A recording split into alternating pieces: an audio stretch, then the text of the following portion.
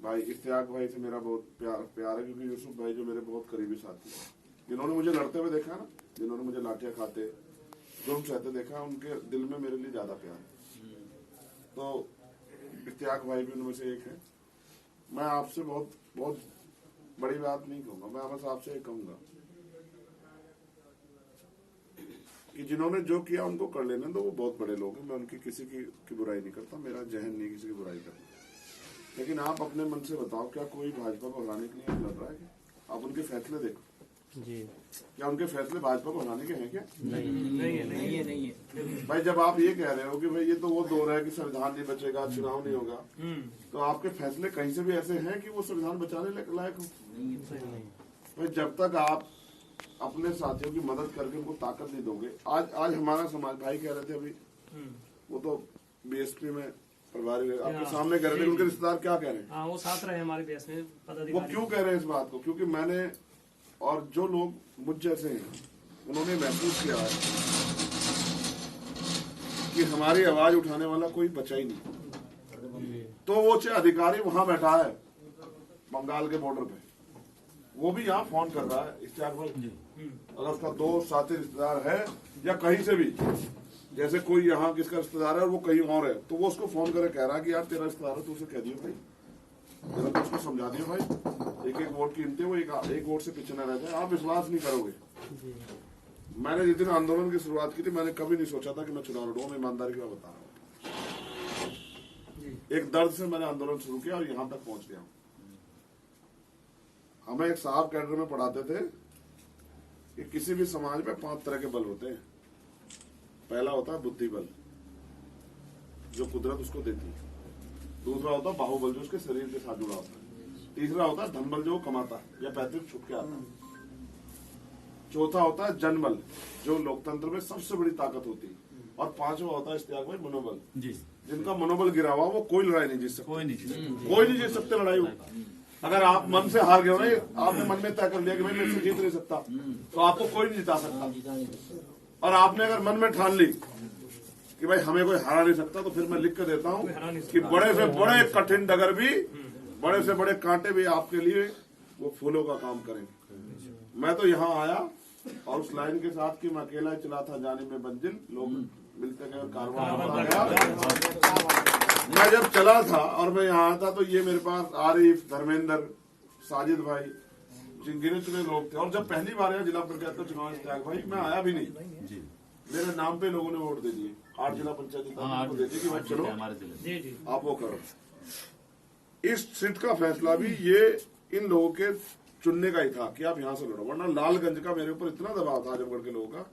उन्होंने एक रैली की, खूब पैसे इकट्ठा किए, बढ़िया रैली की, हेलीकॉप्टर की व्यवस्था की, भैया आ जाओ। 50,000 लोग जोड़े उन्होंने।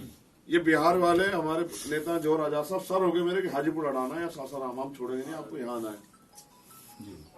लेकिन ये कुदरत का ही वो था कि मुझे नगीना आना था। और जब मैं नगीना आया, बहुत वादों और जिम्मेदारियों के साथ और बहुत मेहनत हमने यहाँ शुरू की।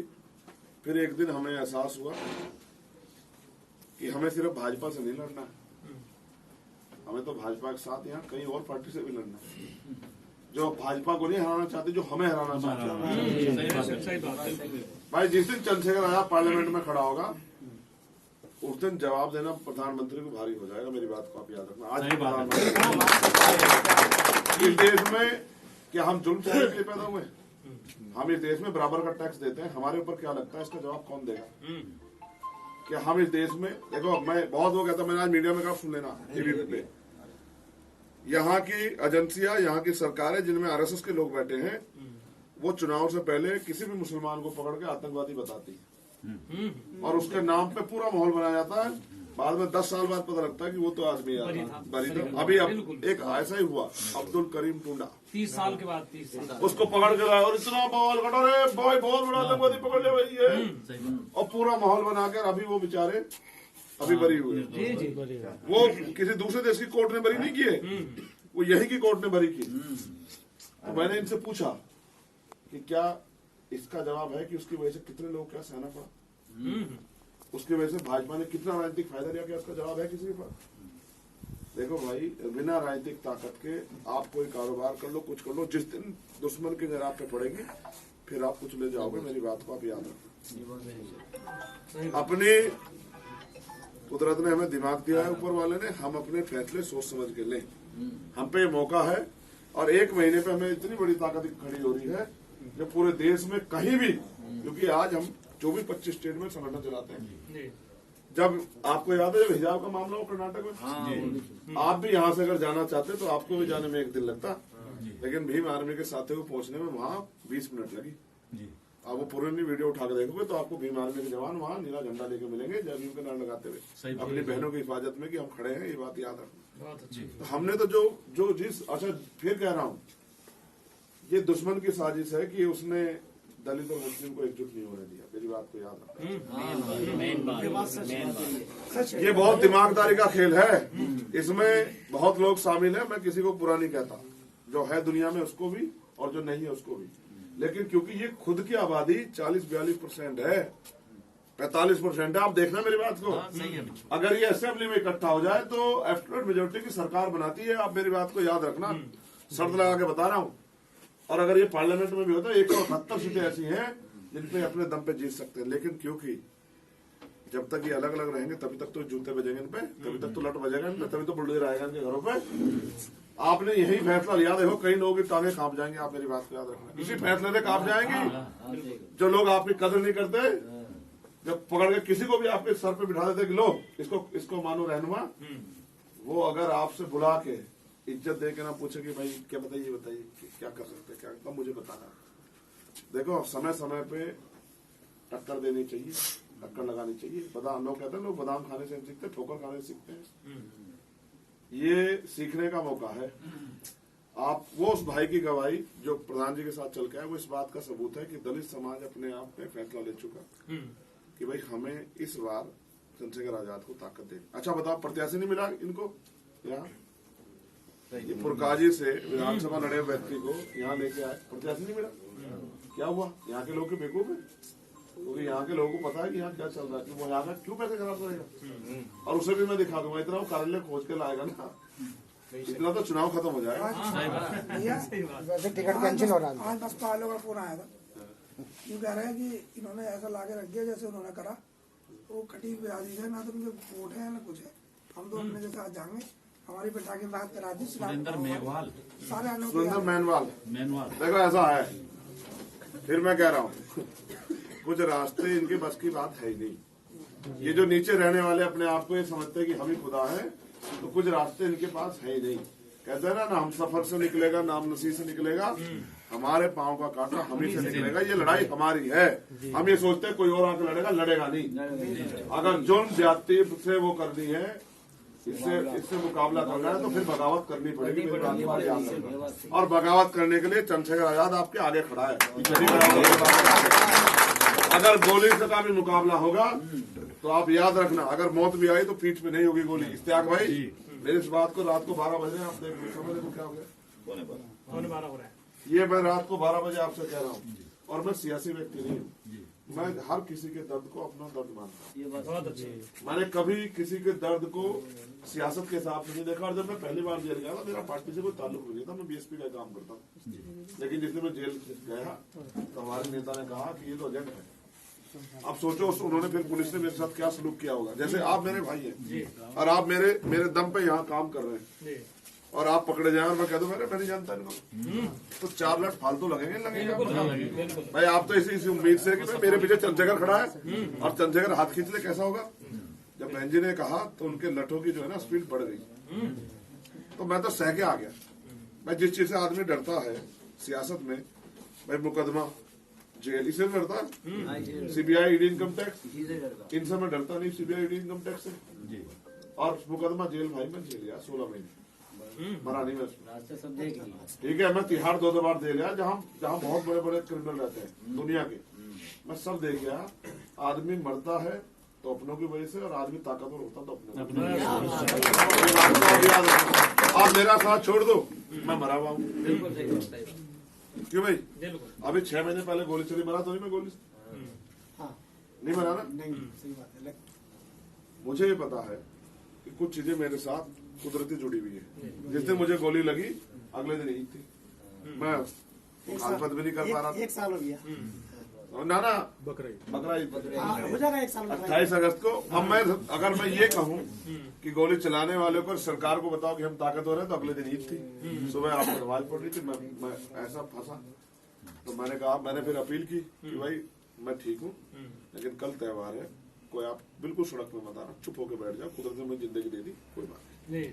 तो उससे भी मेरे लिए, मेरे आप लोगों के दिल में मेरे लिए प्यार ही पैदा हुआ कि यार वो आदमी मौत से भी वो कर रहा है, तो भी वो नहीं कर रहा है। और अब भी देखो, अब उन्होंने क्या किया, अब वो उस तरह वो पहना करके लेके आए कि इसकी गर्दन पे फेरेंगे। तो ये तो कट सकती है, ये तब कटेगी जिस दिन आपकी जो है ना मोहब्बत मुझसे कम हो जाएगी, और आपकी मोहब्बत साथ ये नहीं कटने की। आप याद रखना मेरी बात को, वो कितने दम लगा लें। मैं आपको बस एक ही बात कहूंगा कि एक कदम चलोगे तो 100 कदम चलूंगा, 100 कदम नहीं भी चलोगे तो भी 100 कदम चलूंगा। बताओ ये कर कैसे गया? 85% हो रहे हैं, 15% राज कर रहे हैं हम पे। मेरी बात भाई, मेरी बात सुनो।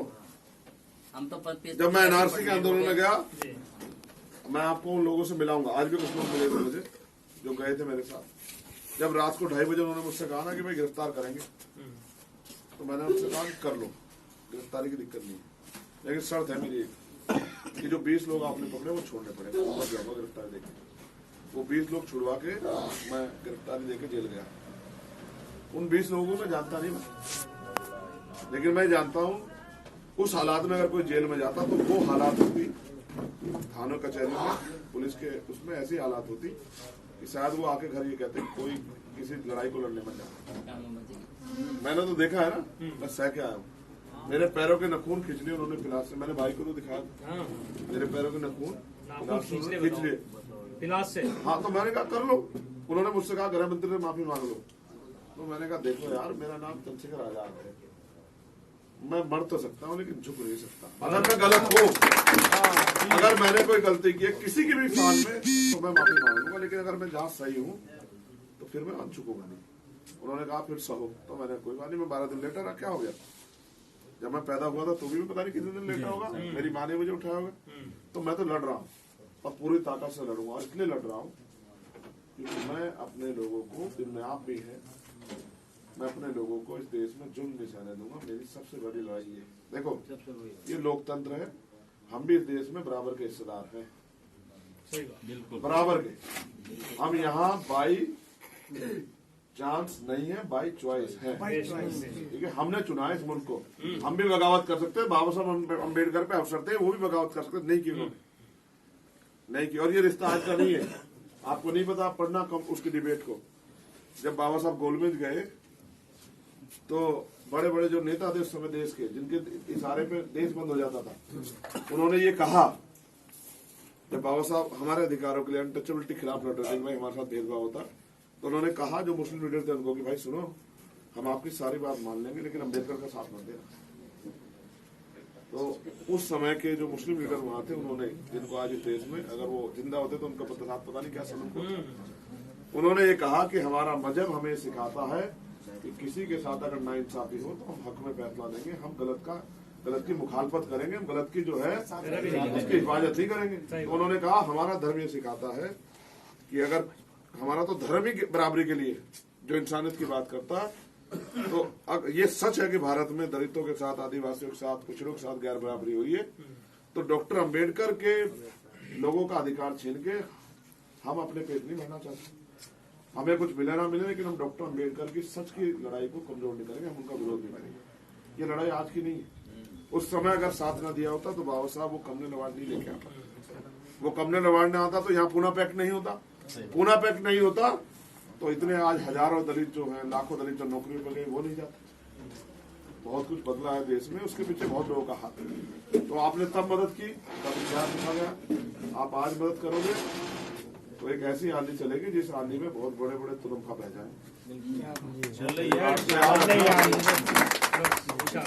और ये प्यार हमारा बना रहे, क्योंकि आपको 12 बजने वाले हैं, आपको फिर 2 घंटे बाद, 2.5 घंटे बाद शहरी में अपना, और फिर क्योंकि ये पाक महीना चल रहा है, मैं ज्यादा आपको तकलीफ नहीं दूंगा। बस मैं आपसे कहना, भाई ने कही थी इस बात को और आपने भी बढ़ाई थी कि भाई तहरीके, मैं उस मिट्टी से आता हूँ जहाँ तहरीके चली, रेशमी रुमाल तहरीक हमारे यहाँ से चली, बिल्कुल बिल्कुल सहारनपुर से ठीक है? जी जी तो मैं आपसे कह रहा हूँ तहरीके चलती हैं, उसको चलाने के लिए कंधे मजबूत करने पड़ते हैं। आपके पास फोन है, इनका प्रयोग करो, अब कहना सीखो, बोलना सीखो। सही बात। और अब मैं आपको फिर कह रहा हूँ, एक ऐसा समय आएगा अभी 10 दिन के बाद, 5 दिन के बाद, कि ये नीचता की हद पे आ जाएंगे। मेरी बात को आप याद रखें। सही कह रहे हो। ये क्या पता दलितों मुसलमानों में कहीं झगड़ा करा दें, क्या पता कोई ऐसा माहौल बना दे। ये सारे प्रयास करेंगे कि उनका एक सूत्रीय कार्यक्रम ये है कि चंद्रशेखर आजाद किसी तरह से आगे बढ़ कर आए, क्योंकि जो मनोबल गिरा हुआ दलित समाज है, अगर चंद्रशेखर खड़ा हो गया तो वो वापस खड़ा हो जाएगा, और अगर वो खड़ा हो गया तो फिर इस देश में फिर भारतीय जनता पार्टी की सरकार नहीं आ सकती।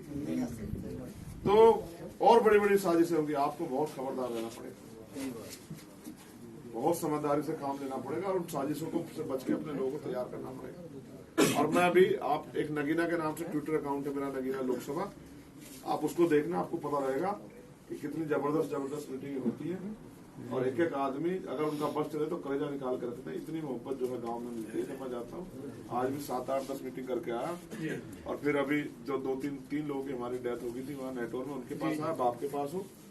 रोज इतना ये कारवां इस तरह बढ़ रहा है, और मोदी तो बुलेट ट्रेन पता नहीं कब लाएंगे, लेकिन अपनी बुलेट ट्रेन तो यहाँ चल रही है। अपनी बुलेट ट्रेन तो बहुत तेज से चल रही है, और कुदरती चल रही है।